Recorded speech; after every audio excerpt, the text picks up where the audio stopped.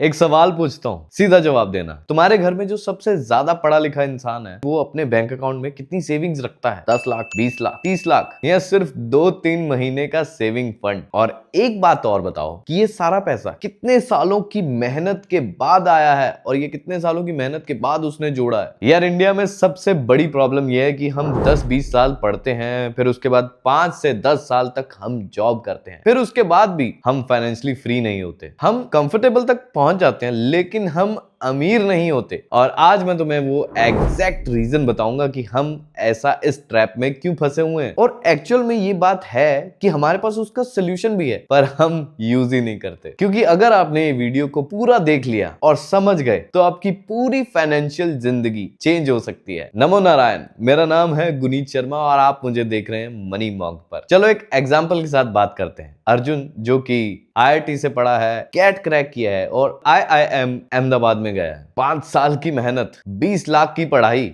ये 20 लाख वो हैं जो उसकी फीस थी 5 सालों में।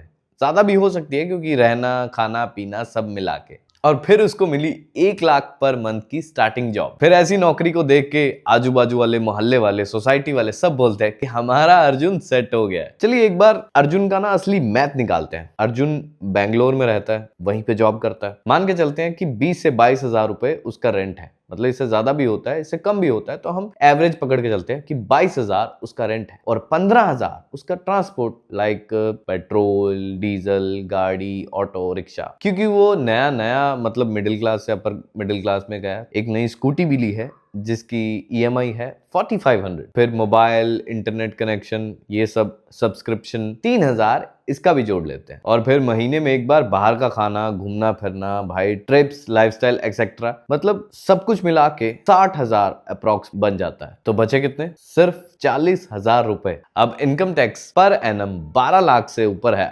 12,75,000 के ब्रैकेट में है। तो ये मान के चलते हैं कि सैलरी 1 लाख पर मंथ अपनी जेब में डाल लेता है विदाउट टैक्स दिए। तो एक साल में उसकी टोटल सेविंग होगी 4 लाख प्लस, मतलब 4 लाख के आसपास। ये है हमारा वो अर्जुन जिसको हम बोलते हैं कि वो सेट हो गया है। ये है वो बेस्ट केस। अब मान के चलो पेरेंट्स बहुत ही ज्यादा लोअर मिडिल क्लास में हैं, उनको कोई फैमिली इमरजेंसी चाहिए, फैमिली इमरजेंसी फंड की जरूरत पड़ जाए, कोई मेडिकल कंडीशन है, शादी का खर्चा है या कुछ भी XYZ खर्चा है, तो फिर पैसे खत्म। तब मुझे बताओ क्या वो इंसान, वो अर्जुन जॉब से अमीर बन सकता है? चलो कई लोग बोल रहे हैं कि हाँ भाई सैलरी इंक्रीज भी होती है। मान के चलते हैं कि हाँ भाई होती है। अर्जुन को 2 साल बाद 40% का इंक्रीमेंट मिला। अब उसकी सैलरी 1,40,000 है। और फिर उसके साथ हुआ क्या? Lifestyle inflation. ये तो आप भूल ही गए। Better apartment, better Uber drives, better trips, better phone और बेटर खर्चे, ये सब भी बढ़ता गया। तो बचा क्या? वही 25 से 30,000 जो पहले बचाता था उसके लगभग आसपास। तो सैलरी तो बढ़ी पर एक गलती हो गई, क्योंकि सेविंग्स नहीं बढ़ी। इसको बोलते हैं लाइफस्टाइल इन्फ्लेशन और ये इंडिया में 90% जॉब करने वाले लोगों के साथ होता है। ये कोई अर्जुन की कमी नहीं थी, ये हमारे सिस्टम का डिजाइन ही ऐसा है। जॉब में इनकम बढ़ती रहती है बट उसके साथ हमारे खर्चे भी बढ़ते रहते हैं। असली अमीरी तब आती है जब आपकी इनकम एक्सपोनेंशियली बढ़े और आपके एक्सपेंसेस उसके मुकाबले थोड़े कम रहें या बराबर रहें। तो यार पहले ये समझते हैं कि असली अमीरी है क्या। असली अमीरी इसको बोलते हैं जिसको फ्रीडम है हर चीज की, कुछ भी वो खरीद सकता है बिना सोचे समझे, कहीं पे भी जा सकता है बिना सोचे समझे। मतलब तुम्हारे पास फॉर एग्जाम्पल मान के चले कि अगर 50,000 से 5 लाख तक की इनकम है, विदाउट जॉब किए, विदाउट कहीं पे नौकरी किए, वो पैसा बढ़ता ही जा रहा है 10x, 20x, 30x। सिंपल सी भाषा में समझाऊं कि आप घर पे बैठे हैं और आपका पैसा बैंक में पैसे कमा रहा है, आप कोई काम नहीं कर रहे। इसको बोलते हैं असली अमीरी। शो ऑफ में अमीरी अलग काम करती है, मतलब शो ऑफ वाली अमीरी अलग है। लाइक आपने अगर BMW EMI पे ले ली है, वो एक अलग एग्जांपल है, उसको आप बीच में इंक्लूड ना करें। और ये मैं मान के चलता हूं कि ये कोई अमीरी नहीं होती, ये एक ट्रैप होता है। असली अमीरी में तुम्हारे पास चॉइस होती है कि काम पे जाएं या ना जाएं, कभी भी कहीं पे भी, मतलब कुछ भी काम कर सकते हैं। मन है काम कर लिया, मन नहीं नहीं है तो काम नहीं किया। तो आंसर क्या है? सिंपल सा एक ही शब्द, बिजनेस। तो क्या मैं ये बोल रहा हूं कि आप जॉब छोड़ दो और बिजनेस करो? नहीं, मैं ये भी नहीं बोल रहा हूं। मैं नहीं चाहता हूं कि आप जॉब छोड़ दो। मैं चाहता हूं कि आप जॉब के साथ एक नया बिजनेस, कोई भी ऐसा छोटा सा स्टार्टअप भी स्टार्ट कर सकते हैं। चाहे तो वीडियो एडिटिंग हो, चाहे तो ये कंटेंट क्रिएशन ही क्यों ना हो। मैं बोल रहा हूं साइड से शुरू करो, मतलब एक साइड बिजनेस भी जनरेट करो। जॉब भी करते रहो और बिजनेस जीरो रिस्क पे होना चाहिए, without any loan, without any किसी की जीरो इन्वेस्टमेंट के साथ। और यहाँ पे मोस्टली लोग गलती करते हैं। वो एक सवाल पूछते हैं कि भाई कौन सा बिजनेस स्टार्ट करते हैं। ये सवाल ही गलत है। उनको ये पूछना चाहिए कि कैसे बिजनेस स्टार्ट करें। आप अपने आप से एक सवाल पूछिए कि मुझे कौन सी चीज इंटरेस्टिंग लगती है, कपड़े, घड़ियां,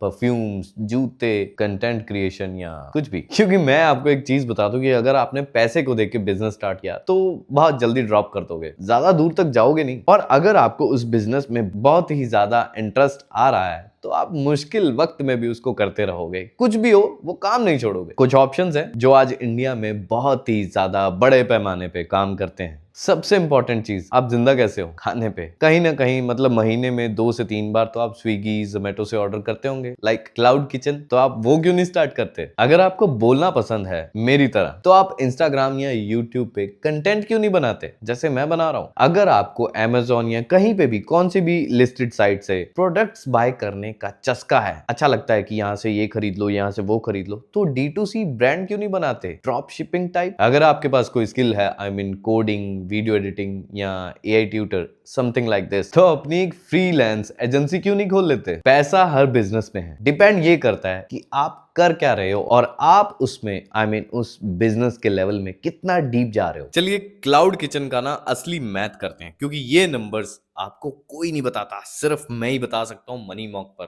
मान लेते हैं तुम्हारे सिटी में या जहां पे भी तुम रहते हो, तो वहां पे छोले भटूरे, बिरयानी या जो भी कोई चीज आसपास बहुत ज्यादा बिकती हो, जैसे हमारे यहाँ पे छोले भटूरे, अमृतसरी कुलचे, ये सब ज्यादा बिकते हैं। तो ऐसी कोई चीज अगर आप उस सिटी में स्टार्ट करते हो तो स्विगी और जोमेटो पे सेलिंग प्राइस 180 पर प्लेट, मतलब स्विगी जोमेटो का 20 से 25% का कमीशन होता है, जो प्लेटफॉर्म फी जिसको हम बोलते हैं। तो उस 180 रुपए में से आप माइनस कर लो 36 से रुपए के बीच में, आई मीन कट कर लो, ठीक है, इतना कट होगा। तुम्हारे हाथ में आया 135 से 145 रुपए। अब इसको हम 145 को ब्रेक डाउन करते हैं, इसकी कॉस्ट निकालते हैं। आटा, छोले, मसाला, तेल, ये सब का कॉस्ट मान के चलते हैं 45 रुपीज एक प्लेट के अंदर। पैकेजिंग जिसमें बॉक्स, टिश्यू और ये सब आता है, जिसमें एक चम्मच भी होता है, उसके हम मान के चलते हैं 12 रुपए। गैस और बिजली ये सब भी इंक्लूड करते हैं तो वो भी मान के चलते हैं 5 रुपए। तो टोटल कॉस्ट हुई 62 रुपीज। तो आपको एक प्लेट के ऊपर जो प्रॉफिट बचता है वो 70 के आसपास और 80 के आसपास बचा। अब इस ऑर्डर को डेली के ऑर्डर्स के साथ स्केल करो, मतलब अगर डेली के 10 ऑर्डर भी आते हैं तो 750 से 800 के आसपास डेली का प्रॉफिट। तो 30 दिन का प्रॉफिट अगर मान के चलें तो 20 से 24 हजार रुपए पर मंथ। यार ये 10 ऑर्डर्स के हिसाब से मैंने एक बिगनर मॉडल लेवल पे मैंने आपको समझाया है। आप इसमें प्रो हो गए तो 20 ऑर्डर भी हो जाएंगे, तो आपकी जो इनकम होगी वो 40,000। यही आपके ऑर्डर अगर दिन के 50 से ज्यादा हो जाए या मिनिमम 50 हो जाए तो आपकी इनकम 1 लाख तक पहुंच सकती है बहुत आराम से। और ये सिर्फ एक डिश, एक सिटी और एक किचन से पॉसिबल है। और मान के चलो जो लोग 3 से 4 क्लाउड किचन चलाते हैं वो महीने का कितना छापते होंगे? 4 से 5 लाख रुपए, मतलब उनके डेली के ऑर्डर्स 100 प्लस जाते हैं। और इसमें आपको इन्वेस्टमेंट कितना करना है? किचन आपके पास घर पे है, घर से बना सकते हैं। पैकेजिंग के लिए 2 से 3 हजार बल्क में ऑर्डर ले लो ना, तो 2 से 3 हजार एक बार मतलब मंथली खर्चा आ जाएगा। और स्विगी जोमेटो पे रजिस्टर करने के लिए 0 प्लेटफॉर्म फी और इंग्रेडिएंट्स 3 से 4 हजार पर महीना। तो आप 7-8 हजार से ये काम स्टार्ट कर सकते हैं। स्टार्टिंग कॉस्ट बता रहा हूँ स्टार्ट करने के लिए, ये 7-8 हजार अर्जुन की सेविंग से बहुत ज्यादा है। अर्जुन की सेविंग इससे भी कम थी। अब बोलो क्लाउड किचन वैल्यूएबल है या नहीं? चलो इसको ना मैं आपको एक एग्जांपल के तौर पे समझाता हूँ। मान के चलते हैं एक लड़की है जिसका नाम है प्रिया और वो 1 लाख रुपए पर मंथ के हिसाब से कहीं पे जॉब करती है। और उसने साइड बाय साइड इंस्टाग्राम पे एक पेज बनाया है जो आजकल लड़कियां, हर कोई लड़की बनाती है, और वो पेज स्किन केयर प्रोडक्ट्स के ऊपर मतलब उस पेज में उसने दिखाया कि ये प्रोडक्ट्स के रिव्यूज कैसे इसको यूज करते हैं, ब्ला ब्ला ब्ला। तो 6 महीने तक जीरो इनकम थी। 9 महीने के बाद 15,000 रुपए पर महीना इंस्टाग्राम से भी आना उसको स्टार्ट हो गया। क्यों? एफिलिएट मार्केटिंग उससे स्टार्ट हो गई और ब्रांड डील्स भी आना स्टार्ट हो गई। 1.5 साल बाद उसकी इंस्टाग्राम की इनकम 1 से 1.5 लाख रुपए पर मंथ हो गई थी। और उसके साथ साथ जॉब तो उसकी साइड बाय साइड चल ही रही थी, वो एक्स्ट्रा, आई मीन वो प्राइमरी थी, ये सेकेंडरी है, समझ रहे हो? और मान के चलो उसने किया क्या, 2 से 3 साल बाद उसने खुद का स्किन केयर ब्रांड लॉन्च कर दिया और पहले ही 3 महीने में 12 लाख का रेवेन्यू। असली मैथ मनी मॉन्क के स्टाइल में।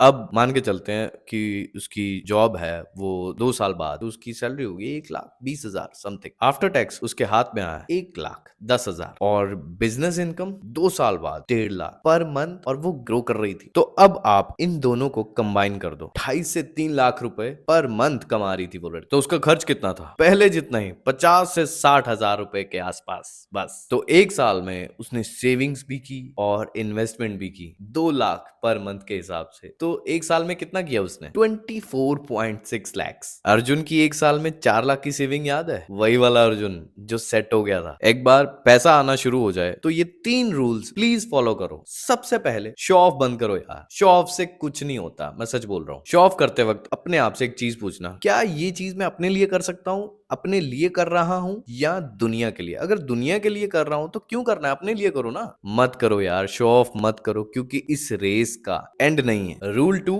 इनकम का 30% ही खर्च करो और 70% इन्वेस्ट करो। कहीं पे भी इन्वेस्ट कर सकते हैं, एसआईपी स्टार्ट करो, म्यूचुअल फंड में इन्वेस्ट करो, इलेक्ट्रॉल बॉन्ड्स में इन्वेस्ट करो, या किसी फाइनेंशियल एडवाइजर की हेल्प से, जो वहां पे आपको वो बोलेगा रियल एस्टेट में इन्वेस्ट के थ्रू, या कहीं पे भी मनी मॉन्क से भी हेल्प ले सकते हैं। इसमें एक चीज जरूर याद रखना, किसी भी ऐप पे ब्लाइंडली ट्रस्ट मत करना। रूल नंबर 3, अपने बिजनेस पे एक ही जगह फोकस रखो, एक ही जगह फोकस करो 1 साल के लिए कम से कम। Grass is not always greener than another side. घास हरी भरी तब दिखती है जब आप उसको थोड़ा पॉर करते हो, आई मीन थोड़ा पानी डालते रहते हो, समझ रहे हो? ऐसा ही बिजनेस में भी करो। हर चीज में हाथ मत डालो, जिसमें आपका मन लगता है वही चीज को आप मास्टर करो और उसी पे उसको फोकस करो। यार सुनो, मिडिल क्लास होना कोई पाप नहीं है, कोई गलती नहीं है, बस वहीं पे रुके रहना ही प्रॉब्लम है और वही आपकी सबसे बड़ी गलती है। मैं वहीं से आया हूं क्योंकि मैंने भी किया है और मैं चाहता हूं आप भी करें, और आई नो आप कर सकते हो। प्रॉब्लम ये नहीं है कि तुम्हारे पास रिसोर्सेज नहीं है, प्रॉब्लम ये है कि तुम्हें किसी ने ये नहीं बताया कि जॉब एक टूल है और वो हमेशा टूल ही रहेगी, इससे ज्यादा कुछ नहीं। तो आज से एक काम स्टार्ट करो, आई मीन एक ही काम। अपने आप से पूछो कि आपका इंटरेस्ट किस चीज में है, वो काम आज से ही स्टार्ट करो। वही तुम्हारा आइडिया है और वही तुम्हारा बिजनेस भी है। और हाँ, मैंने एक पीडीएफ बनाया, फ्री गाइड बनाया है, कोई पैसे नहीं है उसके, कोई चार्ज नहीं है, समझ रहे हो? कोई एक्स्ट्रा मतलब कोर्स मैं निकाल नहीं रहा हूं। एक फ्री गाइड बनाया कि बिजनेस को जीरो इन्वेस्टमेंट के साथ कैसे लॉन्च कर सकते हैं, कैसे कर सकते हैं विदाउट एनी इन्वेस्टमेंट। अगर आपको भी वो फ्री गाइड चाहिए तो अभी कमेंट में लिखो मॉन्क, मैं आपको भेज दूंगा। और ऐसी ही और इन्फॉर्मेशन के लिए मुझे सब्सक्राइब और लाइक जरूर करें। मिलते हैं अगले वीडियो में।